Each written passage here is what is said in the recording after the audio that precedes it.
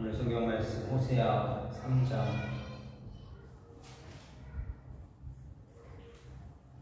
1절부터 5절입니다. 구약 성경 호세아 3장 1절부터 5절.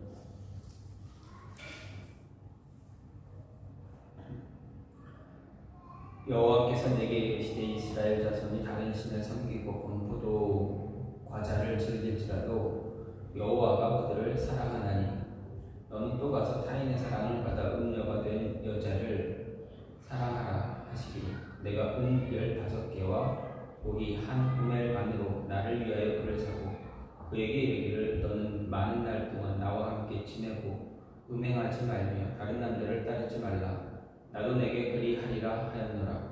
이스라엘 자손들이 많은 날 동안 왕도 없고 지도자도 없고 제사도 없고 주상도 없고 에봇도 없고 드라빔도 없이 지내다가 그 후에 이스라엘 자손이 돌아와서 그들의 하나님 여호와와 그들의 왕 다윗을 잡고 마지막 날에는 여호와를 경외함으로 여호와와 그의 은총으로 나아가리라.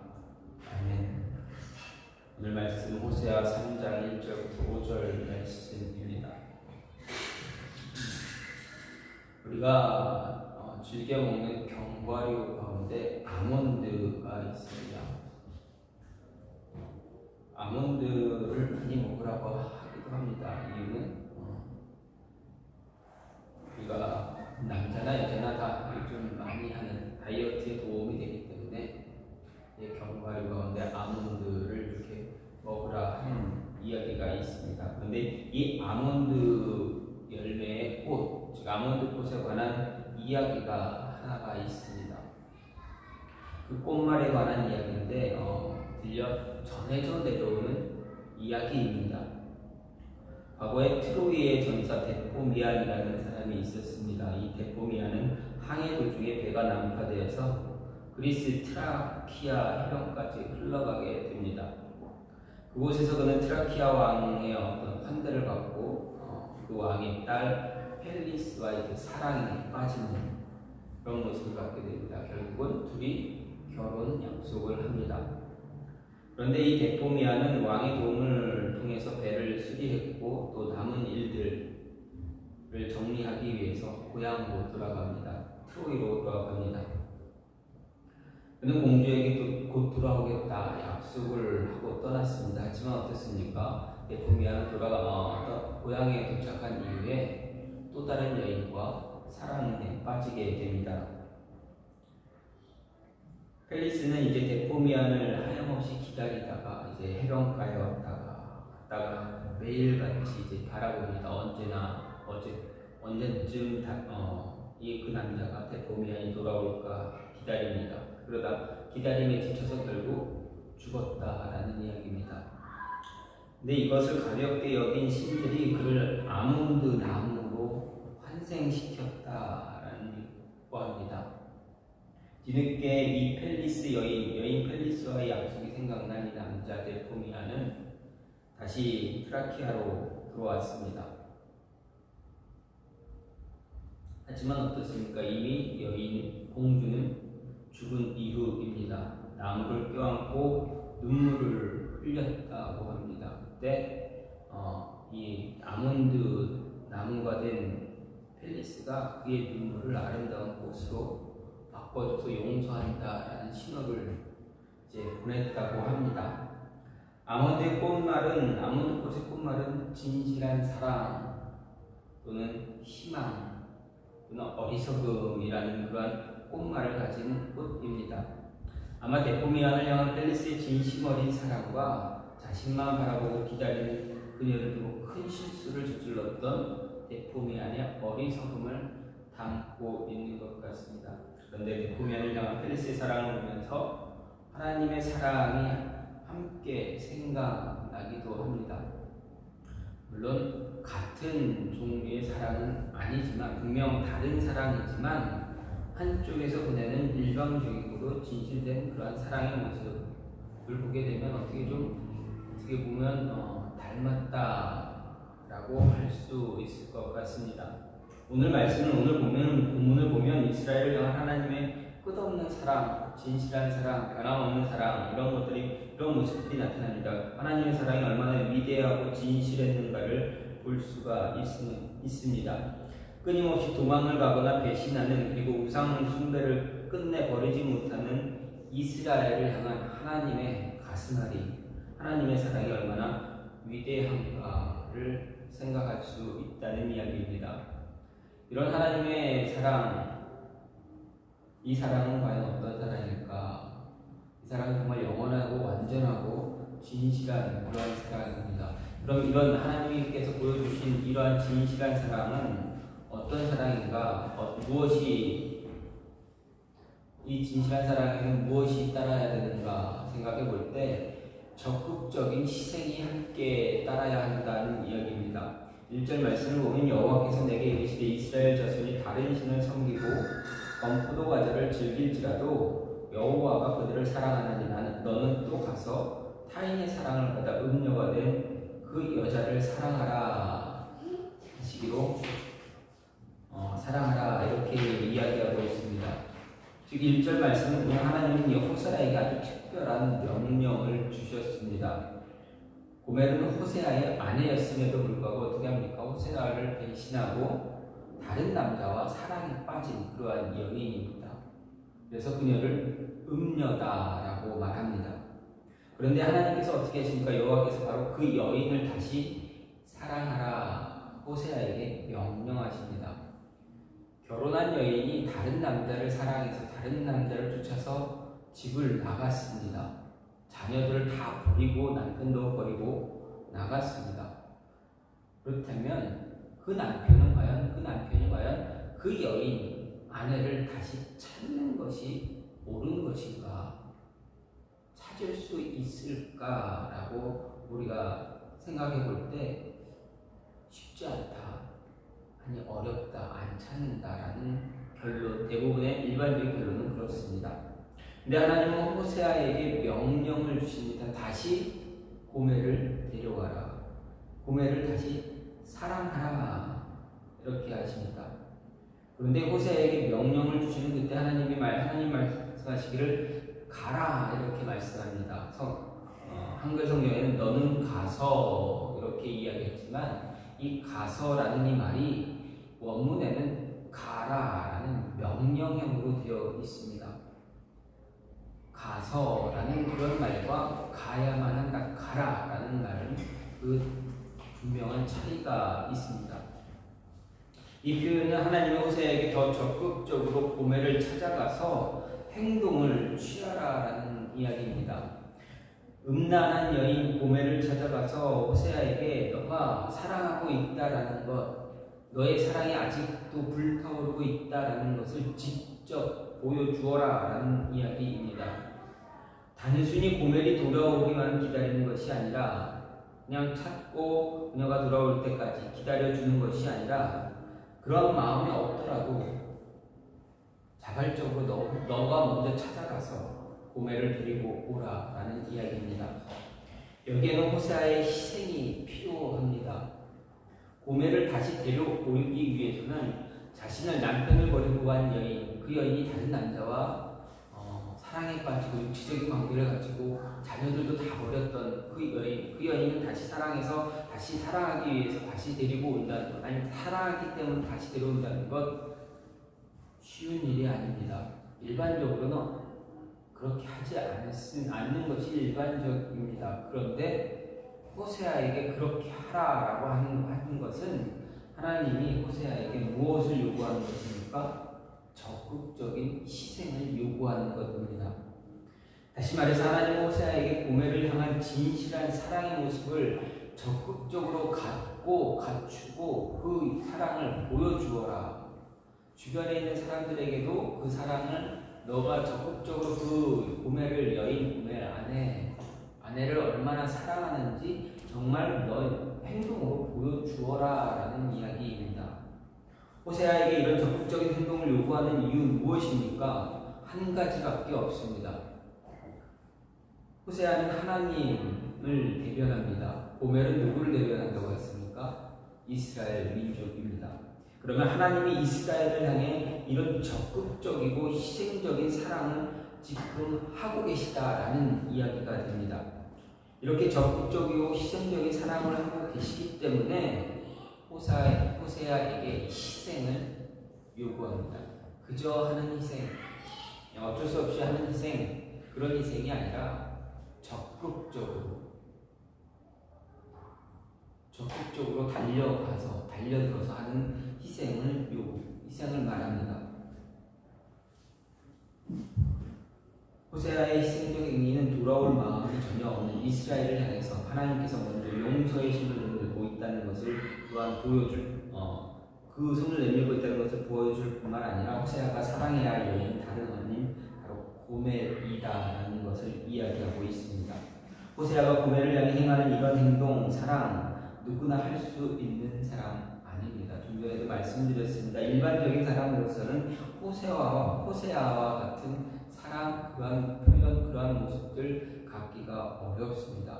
결혼한 여인이고 결혼할 때 서약을 했던 여인, 그리고 자녀를 낳았지만 그 결혼 서약한 남편과 자녀를 다 버리고 도망간 여인을 헌신짝처럼 버리고 간 그 여인, 자신의 욕망, 욕정을 따라간 그 여인을 용서하고 그 여인을 다시 데려오려고 하는 것은 일반적으로는 어렵습니다. 거의 불가능합니다. 특히 호세아는 고멜을 데려올 때 무엇을 지불했다고 합니까? 금전을 지불했습니다.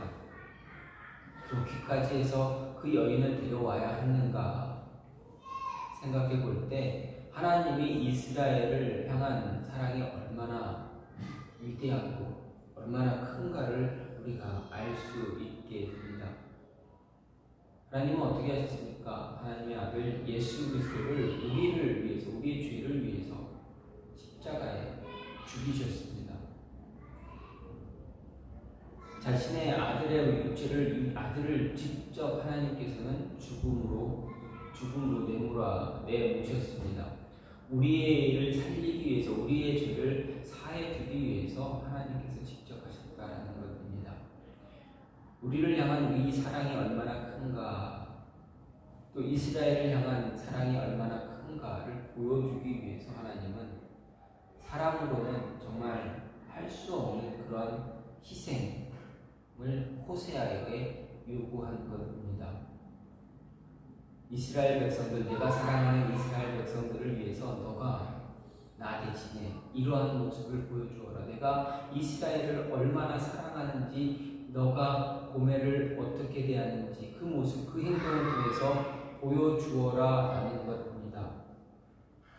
적극적인 희생이 없이는 그 이스라엘을 구원해낼 수가 없으니 하나님께서 더 적극적으로 호세아에게 한 여인은, 음란한 여인 고멜을 고치시고 얼마나 하나님이 이스라엘을 사랑하고 얼마나 하나님이 우리를 사랑하고 있는가를 보여주고 있다라는 것입니다. 이 모습에서 하나님의 진실한 사랑, 하나님의 진실된 사랑을 우리가 발견할 수가 있습니다. 하나님의 진실한 사랑이 이러한 모습으로 나타났다면 우리 또한 우리 하나님을 향한 우리의 사랑, 우리의 모습, 그리고 아직 하나님을 알지 못하는 자들 향한 모습, 그들을 향해서 우리가 어떻게 해야 되는가, 어떤 모습을 가져야 하는가를 생각해 볼 수 있게 합니다. 받은 사랑 우리는 잘 전할 수 있어야 합니다. 그들도 하나님의 사랑을 누릴 수 있도록 인도할 수 있어야 한다라는 이야기입니다. 또 이렇게 하나님의 진실한 사랑은 어떻게 합니까? 그 하나님의 사랑은 도중에 변합니까? 절대 그렇지 않습니다. 하나님의 사랑은 한 번 하나님이 사랑하시기 시작했다면 그 사랑은 절대 변하지 않는 사랑입니다. 3절 말씀을 보면 그에게 이르기를 너는 많은 날 동안 나와 함께 지내고 음행하지 말며 다른 남자를 따르지 말라. 나도 내게 그리하리라. 누구의 말입니까? 누가 누구에게 한 말입니까? 호세아가 자신의 아내 고멜에게 한 말입니다. 고멜에게 이야기하기를 많은 날 동안 나와 함께 지내고 음행하지 말라. 나도 다른 남자를 따르지 말라. 나도 너에게 그렇게 하겠다 하는 이야기입니다. 값을 치르고 노예와 같은 상태에 있던 자신의 아내 고멜을 집으로 데리고 온 뒤 호세아가 한 이야기가 바로 3절 말씀입니다. 호세아는 그녀에게 많은 날 동안 자신과 함께 지내고 다시는 음행하지 말라, 행음하지 말라 분명하게 당부하면서 자신도 나도 너에게 그렇게 하겠다 이렇게 약속합니다. 여기서 호세아가 고멜에게 한 말에 대해서, 약속에 대해서 생각해보면 호세아는 고멜을 돈 주고 다시 사왔습니다. 자신과 결혼 생활을 내미치고 나서 음란한 여인을 살다가 노예와 같은 모습으로 전락한 그 고멜을 아내로 다시 삼기 위해서 돈을 지불했습니다. 호세아의 이런 모습, 바로 우리가 상식적으로 할 수 없는 그런 모습이 아닙니다. 흉내낼 수 있는 그런 모습이 아닙니다. 그리고 고멜에게 호세아는 이제 다른 남자와 관계를 맺는 그런 어리석은 모습으로 돌아가지 말 것을 이야기합니다. 여기서 호세아가 고멜에게 한 말, 약속에 대해서, 고멜에게 요구하는 그 말에 대해서 여러 가지 해석을 하는 해석이 있기도 합니다. 먼저 호세아가 고멜을 돈 주고 사온 이유는 자신의 육체적 쾌락을 위함이 아니라 그녀의 회복을 위함이기 때문에 호세아가 그녀를 훈련시키는 차원에서 다른 남자는 물론 자신과도 어떤 접촉을 하지 못하도록 금했다라고 해석하는 사람도 있습니다. 또 다른 해석은 이렇습니다. 고멜에게 남편으로서의 권리를 주장하지 않을 것인데 이는 고멜을 자신의 집 문 밖으로 나가지 못하게 규제하는 엄격한 그러한 사랑을 하는 이유가 심판이나 단순한 소유를 위해서가 아니라 그녀가 거룩해지기를 원하는 그런 모습 때문이다라고 해석도 합니다. 또 어떤 사람들은 이렇게 합니다.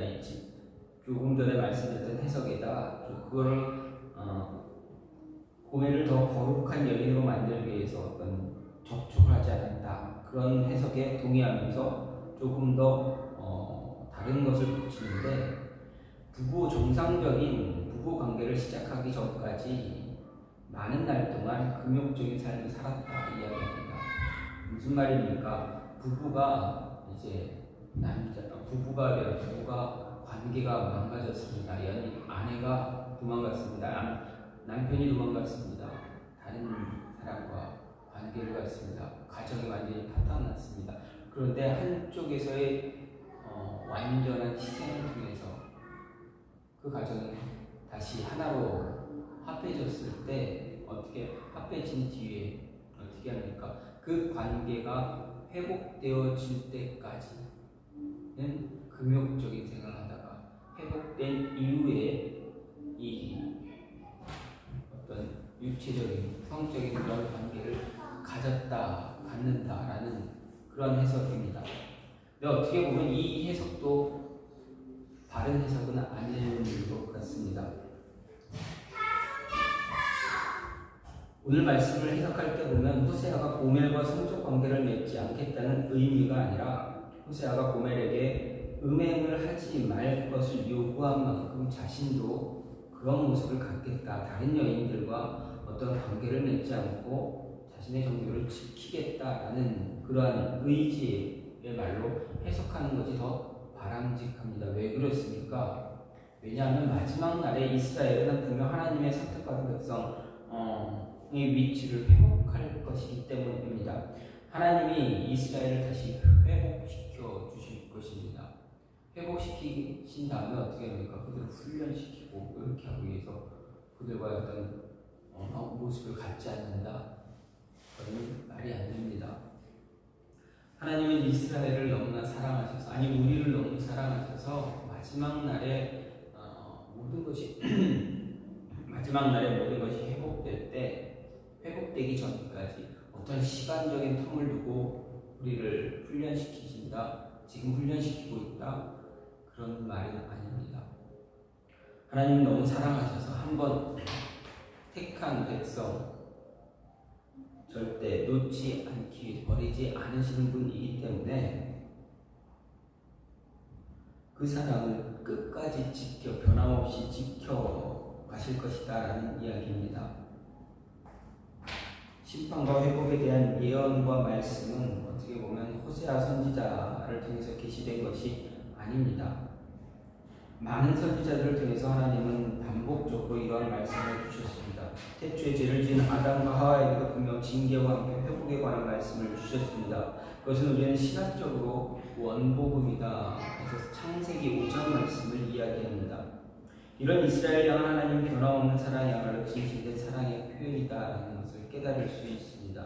하나님이 호세아에게 요구하는 사랑은 하나님이 이스라엘을 향해 베풀고 있는 사랑과 같다는 것을 이스라엘에게 깨닫게 하는 것이 주된 목적입니다. 호세아에게 고멜을 다시 돈 주고 다시 데려와라 라고 하신 그 모습은 하나님의 변함없는 이스라엘을 향한 하나님의 변함없는 사랑을 호세아에게 보여주어라. 호세아에게 이야기를 내가 직접 고멜을 통해서 이스라엘 백성들에게 보여주어라 라는 것입니다. 변함없는 사랑, 어떤 상황이 닥쳐도 어떤 환경이 있을지라도 그 변하지 않는 그 모습이 진실된 사랑, 하나님의 사랑이라는 이야기입니다. 이러한 진실된 사랑은 언제든지 돌아오면 받아줄 수 있는 사랑입니다. 4절과 5절 말씀을 보면 이스라엘 자손들이 많은 날 동안 왕도 없고 지도자도 없고 제사도 없고 주상도 없고 애굽도 없고 드라빔도 없이 지낸다. 그 후에 이스라엘 자손이 돌아와서 그들의 하나님 여호와와 그들의 왕 다윗을 찾고 마지막 날에는 여호와를 경외함으로 여호와 그의 은총으로 나아가리라 이렇게 말하고 있습니다. 4절 말씀을 보면 무엇이 없고 있는 것이 하나도 없습니다. 다 없습니다. 그런데 마지막 날에 하나님이 어떻게 합니까? 돌아오는 자들을 하나님은 받아주시겠다라고 합니다. 하나님을 배반해서 하나님을 떠나고 하나님으로부터 징계를 받았던 백성들을 향해서 하나님은 너희가 나에게 돌아오면 내가 너희 받아줄게 라는 것이 하나님의 말씀입니다. 그래서 5절 말씀을 보면 훗날 이스라엘은 돌아와서 그 하나님 여호와와 그 왕 다윗을 구할 것이다 라고 예언되어 있는 것입니다.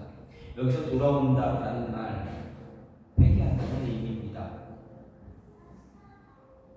또 그 왕 다윗은 다윗의 혈통을 통해서 오실 메시아를 이야기합니다. 호세아 당시 이스라엘은 바알과 여러 우상들을 숭배하며 하나님을 떠났습니다. 이들에 대해 하나님께서는 무수히 회개를 권고하고 심판을 경고하기까지 했습니다. 하지만 그들은 하나님 말씀 끝나 거절하고 심지어 하나님의 경고 말씀을 전하는 선지자들 그리고 그들로 회개와 회복의 길을 가르쳐준 선지자들을 다 멸시하고 심지어 핍박하기도 하고 죽이는 일도 행했습니다. 결국 그들은 자신들의 그릇된 선택 때문에 이루 말할 수 없는 고통스러운 대가를 치러야만 했습니다. 이스라엘이라는 나라가 다 망하고 아수르와 바벨론으로 포로로 끌려가는 그러한 모습을 당합니다.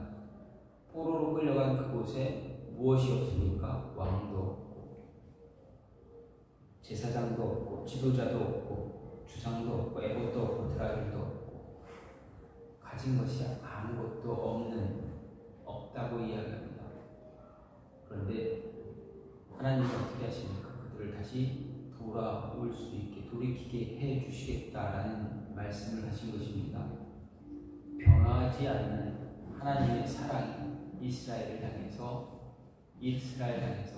지속되고 있다라는 이야기입니다. 그리고 이스라엘 백성들이 어떻게 한다고 합니까? 회개하고 돌아올 때 하나님은 받아주시겠다라는 이야기를 하고 있습니다. 그렇습니다. 하나님의 사랑은 힘들고 어려운 순간 하나님을 배신하고 하나님을 떠나서 살았던 그 모습에서도 하나님께 돌아오는 그 모습만 갖는다면 하나님은 다 받아주신다라는 것입니다. 과거에 어떤 모습을 갖고 어떤 행위를 했던 하나님은 그것에 연연하지 않겠다. 너희가 나에게 돌아오기만 한다면 내가 너희를 받아주겠다라는 것입니다. 너희가 나에게 어떤 행동을 했든 상관없다. 돌아오기만 하라. 그러면 받아주겠다. 이것이 바로 하나님의 사랑이다라는 것. 애굽에서 노예 생활하던 이스라엘 백성들 얼마나 많이 사랑하셨습니까? 약속의 땅으로 인도해 주셨습니다. 그곳에서 약속의 땅에 들어왔던 이스라엘 백성들 얼마나 하나님을 배신하고 배반하고 떠나고 우상을 숭배하고 하나님 말씀 듣지 않고 얼마나 반역을 행하는 그런 모습으로 살았습니까? 그럼에도 하나님은 이스라엘 백성들이 하나님 잘못했습니다 라는 말 한마디로 회개했을 때 어떻게 하셨습니까? 그들을 구원해 주셨습니다. 그런 구원의 역사를 가장 쉽게 찾아볼 수 있는 곳이 어디입니까? 사사기입니다. 그리고 왕조 시대의 이야기입니다. 하나님께 돌아오기만 한다면 변함없이 받아주는 그 모습이 하나님의 진실된 사랑, 진정한 사랑입니다. 과거는 묻지 않고 이제 현재와 미래를 위해서 베푸시는 그러한 사랑, 하나님의 사랑입니다. 하나님의 진실한 사랑은 이렇게 우리에게 전해지고 있습니다. 이스라엘 백성뿐만 아니라 우리에게도 마찬가지입니다. 우리가 하나님께 와서 고백하고 무릎 꿇고 회개할 때 하나님은 우리의 음성을 들으시고 우리를 용서해 주시고 받아주신다라는 이야기입니다. 그렇다면 하나님의 사랑을 받은 우리도 이러한 사랑을 베풀어야만 합니다. 진실한 하나님의 사랑을 받기만 하는 것이 아니라 그 사랑도 베풀 때 그 진실한 사랑은 완성이 되는 것입니다.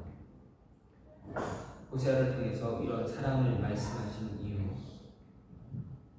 우리가 받은 사랑, 그 사랑을 잘 베풀 수도 있어야 한다는 이야기입니다.